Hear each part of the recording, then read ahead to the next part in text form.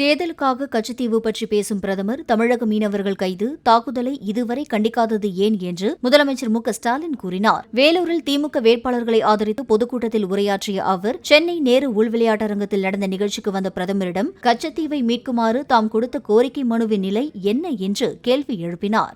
மாண்புமிகு மோடி அவர்களே, கடந்த 2022ஆம் ஆண்டு மே மாதம் 26ஆம் நாள் சென்னைக்கு வந்து நேரு உள் விளையாட்டரங்கத்தில் ஒரு நிகழ்ச்சியில கலந்துக்கிட்டீங்க. அந்த நிகழ்ச்சியில ஜிஎஸ்டி நிலுவைத் தொகையை தரணும், நீட்டுக்கு விலக்கு அளிக்கணும்னு சில கோரிக்கைகளை நான் வச்சேன். அந்த கோரிக்கைகளை முதல் கோரிக்கையா நான் வச்சது கச்சத்தீவை மீட்டெடுக்கணும், மீனவருடைய பாரம்பரிய உரிமைகளை நிலைநாட்ட வேண்டும் என கோரிக்கை வச்சேன். ஞாபகம் இருக்கா? அந்த கோரிக்கை மனுவையாவது இதுவரை படிச்சு பார்த்தீங்களா? எதிர்க்கட்சியாக இருந்தபோதும் தமிழ்நாட்டு நலனுக்காக போராடிய திமுக ஆளுங்கட்சியான பின் மாநில உரிமையை நிலைநாட்ட உச்சநீதிமன்றம் வரை சென்று போராடுவதாகவும் மு.க.ஸ்டாலின் கூறினார். எதிர்க்கட்சியா இருந்தப்போ தமிழ்நாட்டு உரிமைக்காக போராடணும். இப்ப ஆளுங்கட்சியா இருக்கும் போது ஆளுநரின் அத்துமீறல், தமிழ்நாட்டுக்கான நிதின்னு எல்லா பிரச்சனைகளையும் உச்ச நீதிமன்றம் வரை போய் பாஜக அரசுக்கு எதிராக வாதாடி நம்ம உரிமைகளை நிலைநாட்டுகிறோம்.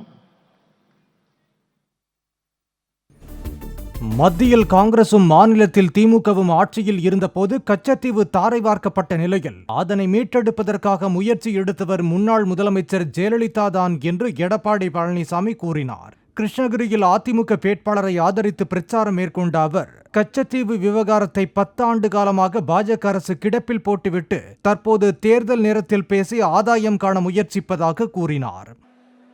1974 நம்முடைய இந்தியாவுக்கு உட்பட்ட தமிழ்நாட்டுக்கு அருகில் இருக்கின்ற கச்சத்தீவை இலங்கைக்கு தாரை வார்த்தது காங்கிரஸ் கட்சியும் திமுக கட்சியும். ஆனால் அதை தடுத்து நிறுத்துவதற்கு நம்முடைய இதயம் புரட்சி தலைவி அம்மா அவர்கள் எவ்வளவோ முயற்சி செய்தார்கள். 2008ஆம் ஆண்டு இதயம் புரட்சி தலைவி அம்மா அவர்கள் கச்சத்தீவை மீட்டு எடுப்பதற்காக உச்ச நீதிமன்றத்திலே அம்மாவே வழக்கு தொடர்ந்தார்கள். புதுச்சேரியில் டீசல் விலை லிட்டருக்கு 8 ரூபாய் குறைக்கப்பட்ட நிலையில் தமிழகத்தில் அதுபோன்ற விலை குறைப்பு நடவடிக்கையை திமுக அரசு எடுக்காததால் அத்தியாவசிய பொருட்களின் விலை கடுமையாக உயர்ந்ததாகவும் எடப்பாடி பழனிசாமி தெரிவித்தார். பாண்டிச்சேரி 1 லிட்டருக்கு 8 ரூபாய் குறைச்சிருக்கிறாங்க. ஆனால் தமிழ்நாடு முதலமைச்சர் தேர்தல் நேரத்தில் கொடுக்கப்பட்ட வாக்குறுதியை நிறைவேற்ற மறுக்கிறார். டீசல் விலை குறைச்சா அத்தியாவசிய பொருள் விலை குறையும், உணவுப் பொருட்கள் விலை குறையும். அதையும் செய்யாத முதலமைச்சர், விடியா திமுக முதலமைச்சர். கச்சத்தீவை நேரு தொல்லை என்றும் வெறும் கல்பாறை என்று இந்திரா காந்தியும் கூறி தாரை வார்த்தபோது அப்போதைய முதலமைச்சர் மு. கருணாநிதி எதிர்ப்பு தெரிவிக்கவில்லை என்று மத்திய நிதியமைச்சர் நிர்மலா சீதாராமன் குற்றம் சாட்டியுள்ளார். கச்சத்தீவை என்ன சொல்றாரு அவரு? நேரு அவருடைய லெட்டர்லயே it's so small, it's a நியூசன்ஸ்ங்கறார். அது ஒரு தொல்லை, ஒரு நொச்சரிப்பு. The sooner I get rid of it, it's betterங்கறார். அதாவது சீக்கிரத்துல இதை என் கையை விட்டு போயிடுச்சுன்னா அது நிம்மதி எனக்கு அப்படின்னு. அப்படி சொல்லக்கூடிய நேருவோட லெட்டர் கூட நாங்க எடுத்து காட்டுறோம். அதே மாதிரி இந்திரா அம்மா, இது ஒரு சின்ன பாறை, கல் பாறை தான், அதுல நம்ம கொடுத்துட்டா ஒன்றும் நஷ்டம் இல்லைங்கிறாங்க. அதற்கெல்லாம் எதிர்ப்பு தெரிவித்தாரா அப்போது இருந்த முதலமைச்சர் கருணாநிதி அவர்கள்? அதுக்கு எதிர்ப்பு தெரிவிச்சாரா? இல்லைங்க. அப்போதைய முதலமைச்சர் கருணாநிதிக்கு தெரியாமல் கச்சத்தீவு தாரை வார்க்கப்பட்டதாக 50 ஆண்டுகளாக பரப்பப்படும் பொய்யை சரி செய்யவே இப்போது பாஜக உண்மைகளை வெளியிட்டுள்ளதாக அவர் தெரிவித்தார். தமிழர்களுக்கு விரோதியாக நிறைய விஷயம் காங்கிரஸ் கட்சி பண்ணும்போது, தேசிய கட்சியா இருந்த காங்கிரஸ் பண்ணும்போது, ஜல்லிக்கட்டு விவகாரம் என்னங்க, அப்ப இருந்த தோழமை கட்சி டிஎம்கே ஒண்ணுமே சொல்லல. இப்படியாக காங்கிரஸ் ஒவ்வொரு முறையும் தமிழகத்துக்கு எகெயின்ஸ்டா பண்ணிக்கிட்டு இருந்த போது அப்ப தோழமையா இருந்த கருணாநிதியும் ஒரு ப்ரொட்டஸ்டும் பண்ணல. ஆனா 2014 இருந்து அதே கேள்விகளை மோடி ஐயா மேல 21 லெட்டர் எழுதுவீங்களா முதல்ல பிரதமருக்கு? கச்சத்தீவு கச்சத்தீவு கச்சத்தீவு என்னங்க கச்சத்தீவு? 50 வருஷமா சொல்ற பொய்ய முதல்ல சரி பண்ணுங்க. சென்னைக்கு வெள்ளத்தடுப்பு திட்டங்களுக்காக மத்திய அரசு வழங்கிய 5000 கோடி ரூபாய் நிதி எவ்வாறு செலவிடப்பட்டது என தமிழக அரசு விளக்கமளிக்க வேண்டும் எனவும் அவர் தெரிவித்தார். திசை திருப்பும் முயற்சியாக கச்சத்தீவு விவகாரத்தில் பச்சை பொய்யை புரளையை பாஜகவினர் பரப்பி வருவதாக அமைச்சர் பழனிவேல் தியாகராஜன் பரப்புரையின் போது குற்றம் சாட்டியுள்ளார். எந்த பணியையும் ஒழுங்கா செய்யாத ஒரு கொடூரமான ஒரு ஆளுநரை இங்கே திணித்திருக்கிறார்கள் நம்மை துன்புறுத்துறதுக்காகவே.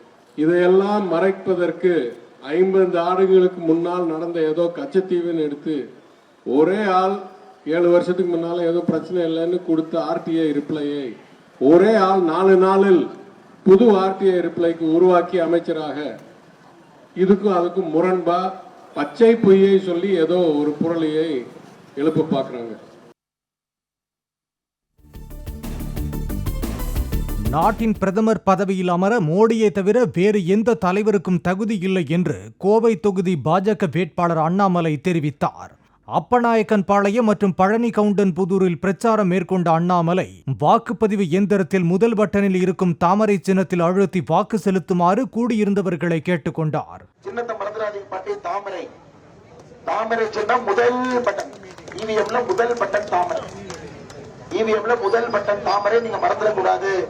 அண்ணாமலையுடன் திறந்த வாகனத்தில் சென்று வாக்கு கேட்ட எம்எல்ஏ வானதி சீனிவாசன் எதிர்க்கட்சியினர் யாராவது வாக்கு கேட்டு வந்தால் அவர்களின் பிரதமர் வேட்பாளர் யார் என்பதை முதலில் கேளுங்கள் என்று வலியுறுத்தினார்.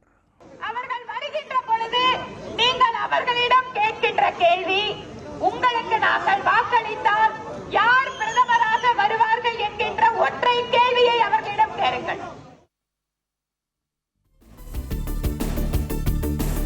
தனது தன்மையை இழந்து கோவை மாவட்டம் சூடாக்கி வருவதாகவும் சரியான திட்டங்களை கொண்டு வந்து கோவை மக்கள் நிம்மதியாக வாழ அனைத்து நடவடிக்கைகளையும் பாஜக எடுக்கும் என்றும் அண்ணாமலை தெரிவித்துள்ளார்.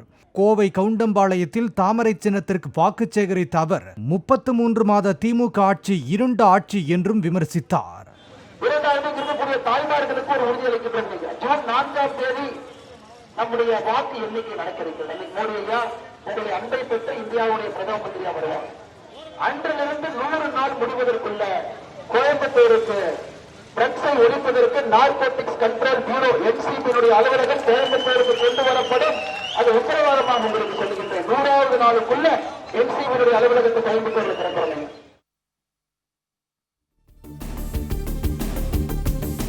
கரூர் தொகுதி நாம் தமிழர் கட்சி வேட்பாளர் கருப்பையாவுக்கு ஆதரவாக வேடச்சந்தூரில் சீமான் பாட்டு பாடி வாக்கு சேகரித்தார். முயற்சி எடுக்க வேணும், முடிவு பண்ணி பார்க்க வேணும், என் மக்கள் எல்லாம் ஒன்னா சேர்ந்து ராசாக்கா மைக்கு சின்னத்தில ஓட்டு போடணும் ஐயாக்கா.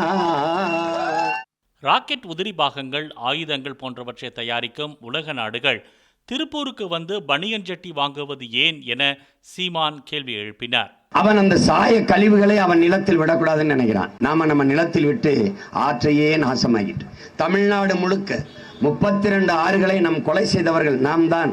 நாம் தமிழர் கட்சி ஆட்சிக்கு வந்தால் தன்னை கேட்காமல் வீட்டில் வளர்க்கும் மரத்தை கூட வெட்ட முடியாது என்றார்.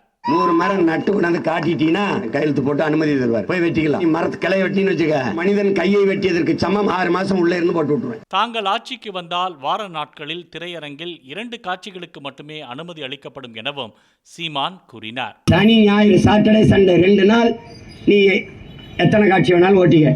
ஹாலிடேஸ்ல வீக் டேஸ்ல படிக்கிற நேரத்துல உழைக்கிற நேரத்துல 2 காட்சி.